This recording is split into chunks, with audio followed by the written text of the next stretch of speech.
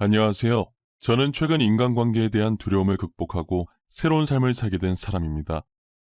제게 일어난 한 사건 때문에 모든 사람들을 믿지 못하게 됐고, 친했던 사람들과도 인연을 모두 끊고 혼자서 외톨이처럼 지내게 되었어요. 그렇지만 사람은 사람으로 있는다는 말이 있듯이 저와 같은 일을 겪은 한 사람을 만남으로써 과거의 일을 함께 극복할 수 있었어요. 게다가 이 사람 덕분에 제 삶은 이전보다 더 승승장구할 수 있었죠. 이렇게 좋은 날이 제게 오려고 과거에 그렇게 아팠는지도 모르겠다는 생각이 들었어요. 생각만 해도 가슴이 아파오는 이 이야기를 다시 꺼내게 될 줄은 꿈에도 몰랐지만 저 같은 일이 여러분들께는 절대 생기지 않았으면 하는 마음에 이렇게 글을 몇 자 적어보려고 합니다. 저는 어릴 때부터 자동차나 비행기, 배같이 탈 수 있는 이동수단을 좋아했었어요. 그래서 성인이 되면 비행기 기장이나 선원이 되고 싶었죠. 둘 중에 뭐 할지 고민하다가 그래도 사고 나면 배가 더 안전하지 않을까 싶어서 선원을 선택했어요. 만약 배가 물에 잠기기 시작하더라도 빠르게 구명조끼 입고 수영해서 나오면 될 것 같았거든요. 저는 해양고 해양대를 졸업하고 나서 꿈에 그리던 선원 생활을 시작했어요. 선원들은 한번 배를 타기 시작하면 평균적으로 기본 3개월, 길게는 1년 정도 타고 내려오는데요. 평균이 그렇다는 것이고 짧게는 단기로 1, 2개월 만에 탈 때도 가끔 있습니다. 하지만 저는 돈을 많이 벌고 싶어서 기본 5개월 정도는 타고 오는 것 같아요. 대신 집에 아내가 혼자 있어서 괜히 걱정되는 마음에 1년은 넘긴 적이 없어요. 매번 탄 거지만 탈 때마다 집에 혼자 남아있을 아내가 걱정이 되더라고요. 아내는 그런 저를 보고 정말 주책이라고, 자기도 다 큰 성인인데 알아서 잘한다고, 어린애 아니니까 창피하게 괜한 걱정 좀 하지 말라고 다그치더라고요. 그래도 이렇게 여린 사람을 혼자 두고 가려니 너무 걱정이라고 입을 삐죽거리면 싫지 않은 듯 살짝 웃으면서 가볍게 제 어깨를 툭 하고 치더라고요. 가끔 이런 모습을 저희 어머니께서 보시면 아직도 신혼이라면서 저희 둘 다 꼴값이라고 혀를 차십니다. 저희 어머니 말씀처럼 제가 한번 집을 나가면 몇 개월간 배를 타고 오다 보니 배에 내려서 오랜만에 만나면 여전히 연애하는 기분으로 신혼 분위기를 내고 있어요. 한두 달 뜨겁게 사랑하고 다시 몇 개월간 배에 올라타서 떨어져 지내고 이런 생활을 계속 반복하는 거죠. 몸은 멀리 떨어져 있지만 그래도 작업 시간을 제외한 나머지 시간은 틈틈이 아내와 통화를 하곤 해요. 전화하는 시간만 되면 둘이서 얼마나 애틋한지 마치 로미오와 줄리엣 같다고나 할까요? 저번에는 배가 해외까지 나갔어야 하는 일이 있어서 1년 가까이 타고 내려서 2달 정도 쉴 수 있었는데 처음으로 오랜 기간 동안 떨어져 있어서 그런지 그때는 유독 애틋해지더라고요. 2달 쉬고 나면 바로 또 5개월 정도 배를 타야 해서 그동안 저희 부부는 1시간도 떨어지지 않았어요. 그렇게 2달이라는 시간은 눈 깜짝할 사이에 지나가 버렸고 저는 다시 배에 올라탔습니다. 이번에도 그렇듯 배를 타고 있는 동안 아내와 전화를 안 한 적이 한 번도 없었어요. 힘든 작업을 마치고 쉬자마자 잘 준비는 안 하고 아내에게 전화를 걸었어요. 아내는 있었던 일들을 조잘조잘 얘기하는데 저는 그 얘기를 듣는 시간이 제일 행복했어요. 아내 목소리를 듣고 있으면 그날 있었던 피로가 정말 눈 녹듯 사라져 버렸죠. 가끔 작업이 많아서 엄청 피곤한 날엔 아내 목소리를 자장가 삼아 들으면서 잘 때도 있어요. 제가 어느 순간부터 아내 말에 대답이 없으면 아내는 잠들었다는 걸 알아차리고 알아서 전화를 끊었어요. 그렇게 5개월의 시간을 보내고 집에 와보니 아내가 밥을 차려놓고 저를 반기더라고요. 아내가 저한테 다가오는데 제가 배에 올라타기 전보다 살이 많이 쪄 있더라고요. 전체적으로 몸을 훑어보는데 제 시선이 아내의 배 쪽에 멈췄어요. 마치 아내의 배가 임신한 사람처럼 살짝 볼록하게 나와 있더라고요. 여보, 나 없는 동안 너무 잘 지낸 거 아니야? 볼살 오른 것 좀 봐. 배도 많이 튀어나온 것 같고. 당신 뱃살 나오는 거 싫어서 조금이라도 살찌면 운동했었잖아. 아, 나 임신했어. 그래서 운동 못해. 아이가 먹성이 얼마나 좋던지 땡기는 거 다 먹다 보니까 이렇게 됐네. 아기 낳고 다이어트 다시 해야지. 임신했다고? 왜 나한테 말 안 했어? 나한테 말했어야지. 가리는 음식은 없었어? 입덧도 없고?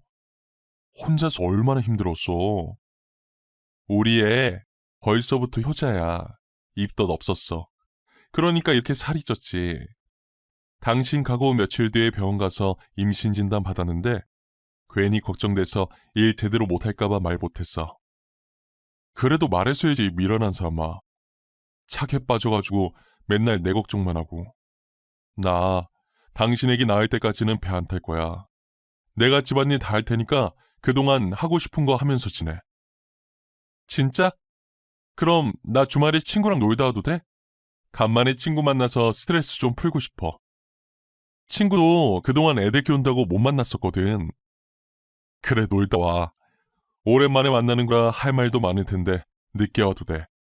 대신 외박은 안 돼. 알겠지?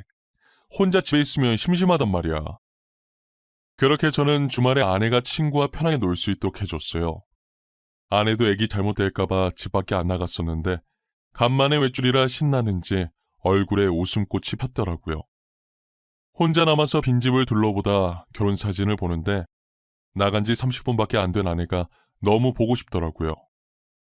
저도 제 자신이 이 정도까지 팔불출일 줄은 몰랐어요. 잘 가고 있는지 전화해보고 싶었는데 너무 집착하는 것처럼 보일까봐 전화도 안 했어요.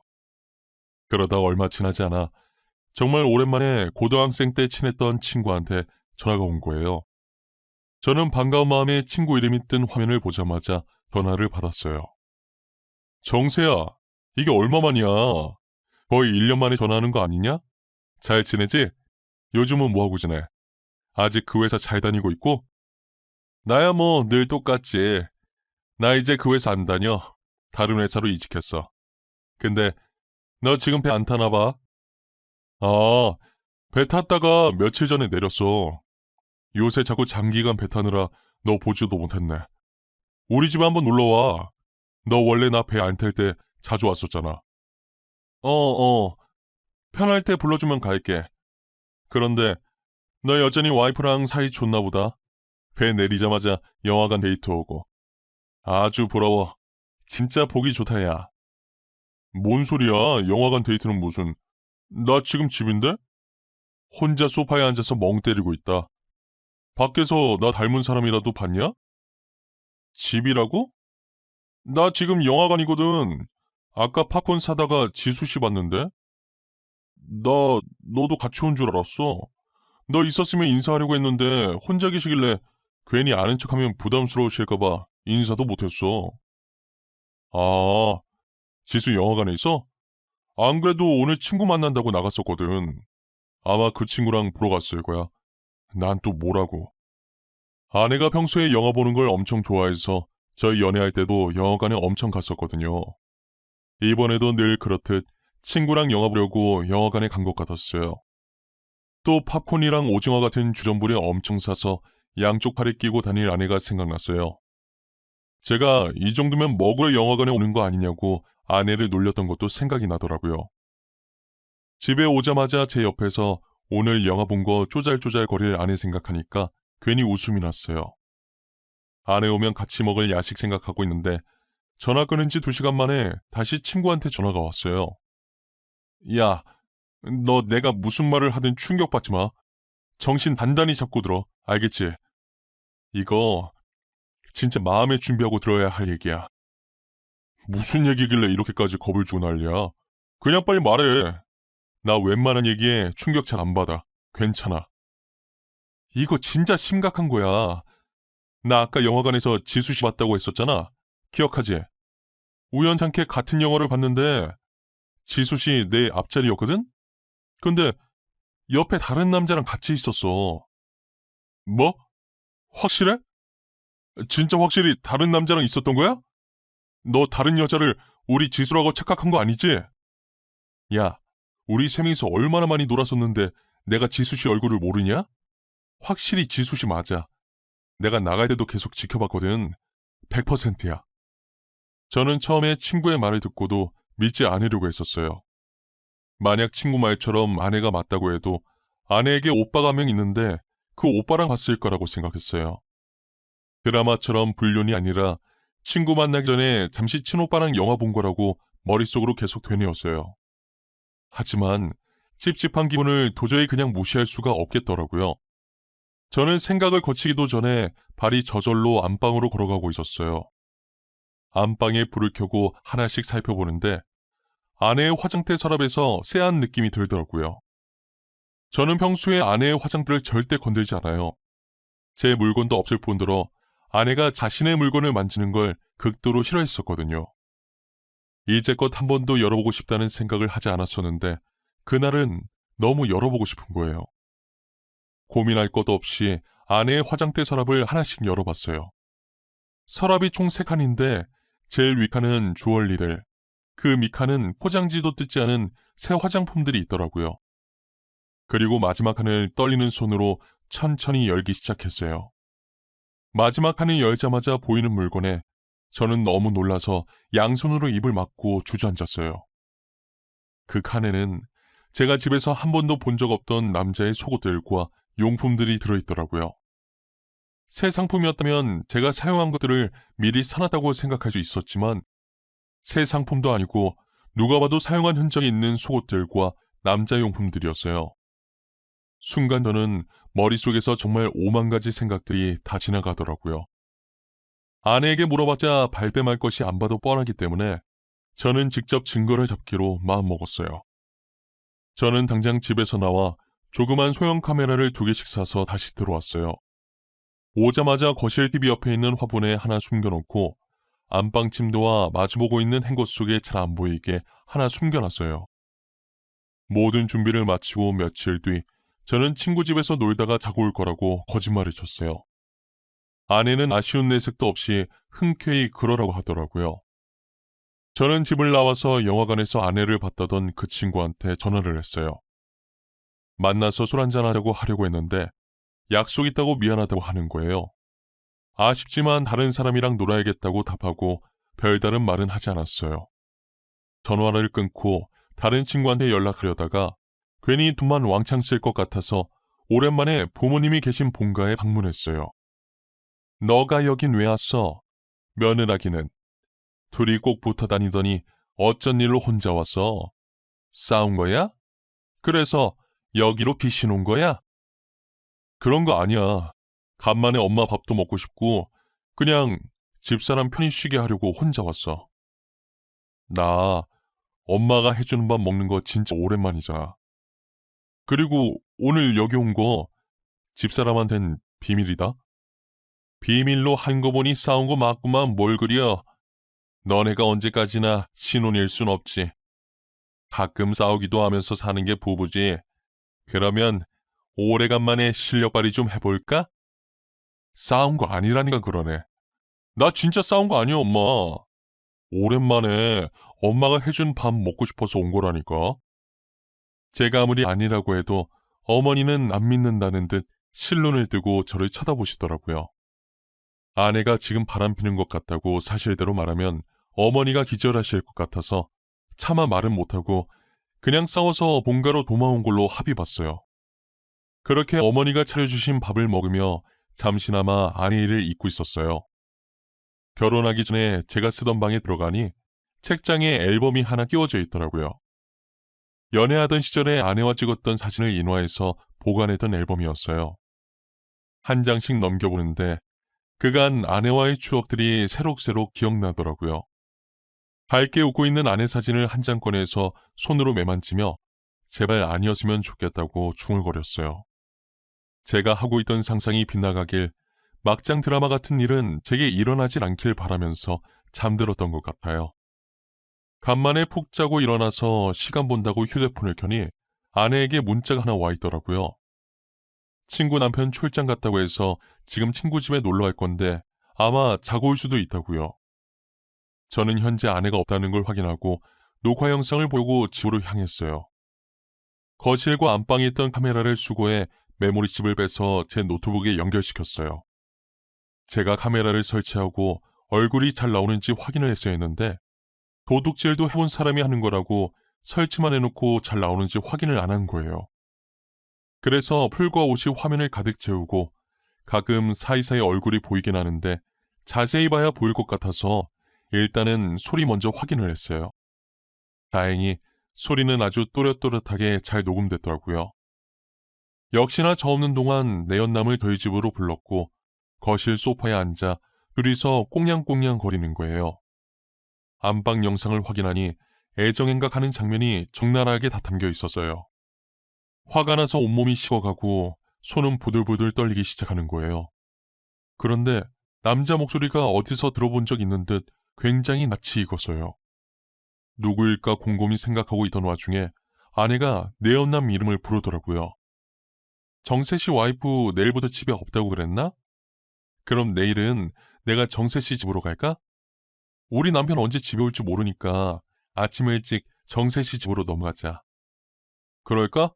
나는 상관없는데 당신 일찍 일어날 수 있겠어? 우리 애기 가지고 나서 잠도 많아졌잖아. 아니야, 일어날 수 있어. 임신 초기엔 일찍 못 일어났는데 요즘은 잘 일어나. 아참, 우리 애기 아들이라던데 당신 닮았으면 되게 잘생겼겠지? 당신 닮은 이쁘장한 아들이 태어날 수도 있지. 그래도 난 딸이었으면 했는데 조금 아쉽다. 아들 서운해. 그러지 마. 난 딸이든 아들이든 당신 애라서 그런지 뭐든지 다 소중해. 빨리 우리 애기 만나고 싶다. 이름은 뭐로 하지? 아내 입에서 나온 이름은 다름 아닌 영화관에서 아내를 봤다고 했던 제 친구였는데요. 상간남이 제 친구였던 것도 충격이었는데 뱃속의 아이까지 제 애가 아니었다는 사실에 저 둘을 어떻게 해야 좋을지 이가 바득바득 갈리더라고요. 자기가 제 아내랑 눈 맞아놓고 어떻게 뻔뻔하게 아무것도 모르는 사람 마냥 저한테 전화해서 아내가 바람피는 것 같다고 말할 수가 있는지 이해가 안 갔었어요. 더구나 제 친구도 유부남이었고 친구 아내가 집에 없는 이유가 출산 때문에 산후조리원에 들어가서 그런 걸로 알고 있었거든요. 저는 길거리에 굴러다니는 쓰레기만도 못한 저 두 사람을 처참하게 짓밟고 싶었어요. 소리만 녹화된 영상으로는 안 될 것 같아서 확실히 얼굴이 잘 보이게 카메라를 다시 제대로 설치하고 며칠 뒤 친구 집에 간다는 핑계를 대고 한 번 더 외박을 했어요. 아내는 제 기대를 저버리지 않고 또다시 친구를 저희 집으로 불렀어요. 이번엔 저번과 다르게 얼굴이 선명하게 제대로 잘 녹화가 됐더라고요. 그리고 녹화본을 가지고 친구의 아내를 찾아갔어요. 소은 씨, 일단 제가 주는 청심환부터 먼저 드시고 제가 하는 말 잘 들으세요. 몸조리 끝난 지 얼마 안 되셨는데 이런 말 드리기 정말 죄송합니다.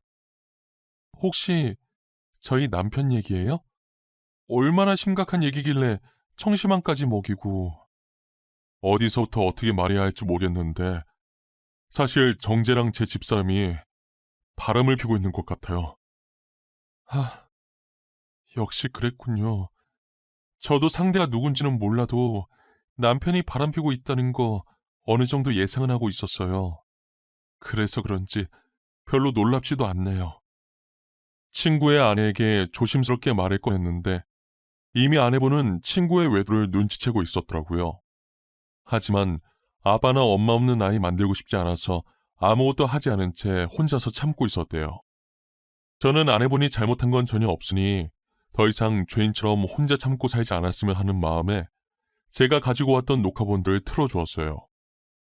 녹화본들을 다 보고선 할 말을 잃으신 건지 입을 틀어막은 채 하염없이 눈물만 흘리시더라고요. 그런 아내분한테 약해지면 안 된다고 마음 단단히 먹고 그들과 맞서 자고 했어요. 처음엔 울면서 고개를 절레절레 흔드시더니 몇 분 후 결심하셨는지 저를 쳐다보시는 거예요. 같이 싸우겠다고 물어보니 그렇게 하겠다고 자기가 뭐부터 하면 되냐고 하시더라고요. 저는 아무것도 할 것 없다고 이미 증거는 충분해서 모아둔 자료들 다 넘길 테니 이혼 소송이랑 상간녀 소송할 준비만 하라고 했어요. 저와 친구의 아내는 증거 자료를 챙겨서 이혼 소송과 상간녀 소송을 진행했어요. 집으로 소장이 날라올 때까지 아무것도 모르는 척 평상시처럼 행동했죠. 소장이 날라오던 날 아내의 표정을 아직도 잊을 수가 없어요. 얼굴이 울그락불그락해져서는 우편으로 받은 서류를 제 얼굴에 던지더라고요. 이거 뭐야? 이혼 소송? 내가 왜 당신이랑 이혼을 해? 당신 미쳤어? 내가 당신한테 뭘 잘못했는데. 방귀 낀 놈이 속낸다더니 어쩜 그렇게 뻔뻔한지. 이혼 소송장 날라온 거 보면 사태 파악이 안 되니? 상간녀 소송장도 받아봐야 알아차리려나? 상간녀 소송? 그게 무슨 말이야? 내가 상간녀 소송을 왜 당해? 그거 바람피는 사람들만 당하는 거잖아. 근데 내가 왜 당하냐고. 눈치가 없는 거야? 눈치가 없는 척하는 거야? 네가 바람을 폈으니까 당하겠지. 아마 정세도 이혼 소송장에 상간남 소송장도 받았을 거야. 누가 벨 누르네. 당신 상간녀 소송장 왔나 보다. 저는 아내에게 여유롭게 웃어주며 우편물을 받으러 나갔어요. 제가 해던 말처럼 상간녀 소송장이 배송 왔더라고요. 받은 서류를 아내 손에 꼭 쥐어주면서 그거 들고 내 집에서 당장 나가라고 했어요. 아내는 서류가 우그러질 때까지 주먹을 쥐고 온몸을 떨면서 저를 째려보더라고요. 나갈 생각도 안 하고 우두커니 서 있길래 손수 제가 직접 아내 짐을 싸기 시작했어요. 그리고 아내 화장들을 가리키면서 제일 마지막 칸에 있는 남자 속옷들도 챙겨줘야 하냐고 물으니 쿵쿵거리며 저한테 다가와서 양손으로 제 멱살을 잡고 소리를 지르더라고요. 저는 제 멱살을 잡고 있는 아내의 손을 떼고 그 손에 짐이 든 가방을 쥐어줬어요. 그리고 바람난 친구에게 전화를 걸어 지금 당장 아내를 데리고 가라고 얘기했죠. 친구에겐 아직 우편물이 도착하지 않았는지 어색하게 웃으면서 그게 무슨 소리냐고 황당해하더라고요. 당장 2년 데리고 가라고. 내 말 못 알아들어? 다시 말해줘? 나 다 알고 있으니까 내 눈앞에 있는 네 내연녀 데리고 가라고. 성환아, 일단 진정해. 진정하고 내 말 좀 들어봐. 우리 그런 사이 아니야. 너가 뭔가 오해를 하고 있는 모양인데. 내가 바본 줄 아나. 너네 나 몰래 만나고 있던 거 다 알아. 증거까지 다 있는데 어디서 오리발이야. 당장 2년 안 데리고 가? 증거? 혹시 그거 우리 집사람도 알아? 아직 집사람은 모르는 거지? 성원아, 집사람한테 말한 거 아니지? 어? 나 집사람 없으면 안 돼. 제발 부탁할게. 말하지 말아줘. 왜? 왜 말하면 안 되는데? 항상 뒤에서 구린 짓 하는 애들이 들키면 꼭 이런다니까. 남의 가정 깨는 건 괜찮고 자기 가정 깨는 건 안 된다? 내가 이렇게 부탁할게. 아니다. 너가 하라는 거 다 할게. 그러니까 우리 집사람한테만 말하지 마. 나 집사람 없으면 죽어. 너네 집엔 아직 소송장 안 갔나 보다. 아마 오늘 안에 도착할 거야. 위자료나 준비해놓고 있어. 그리고 이거 스피커폰이라 네 내연녀 지금 이거 듣고 울고 있네. 꼴 보기 싫으니까 당장 데리고 가. 저는 친구에게 당장 저희 집에 있는 자신의 상간녀를 데리고 가려는 말만 하고 전화를 끊어버렸어요.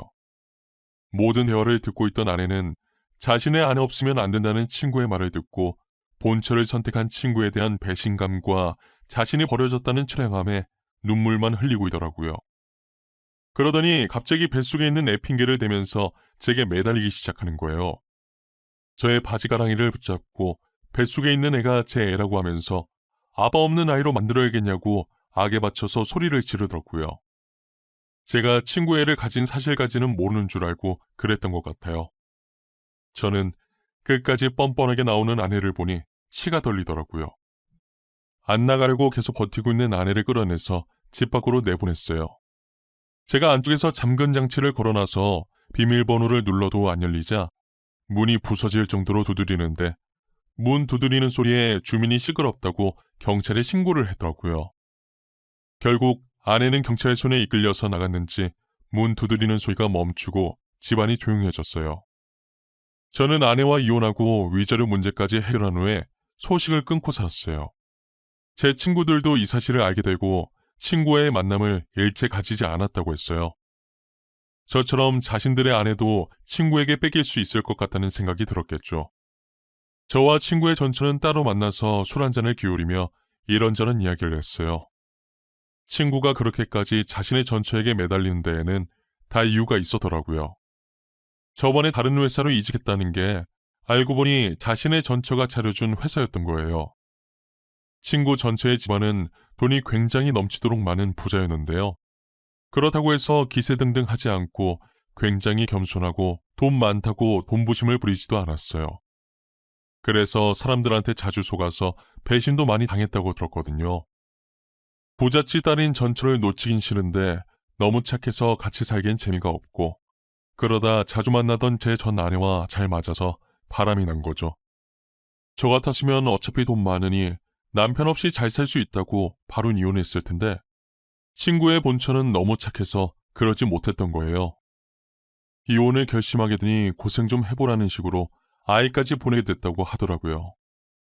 저도 한때 이혼 소송으로 법정에 가서 전 아내랑 마주쳤을 때 왜 그랬냐고 하니, 전 아내도 외로워서 바람을 폈는데 제가 벌어오는 돈 때문에 저를 놓기는 싫었다고 했었어요. 친구도 전 아내도 결국은 돈 때문에 각자 배우자들을 못 놓고 위험한 만남을 이어가던 거죠. 그러다 친구의 이기심으로 괜히 아내한테만 잘못 뒤집어 씌워서 이혼시키고, 자기는 상대의 남편이 찾아오는 일 없게 편하게 만나려고 그때 영화관에서 저한테 전화를 한 거였어요.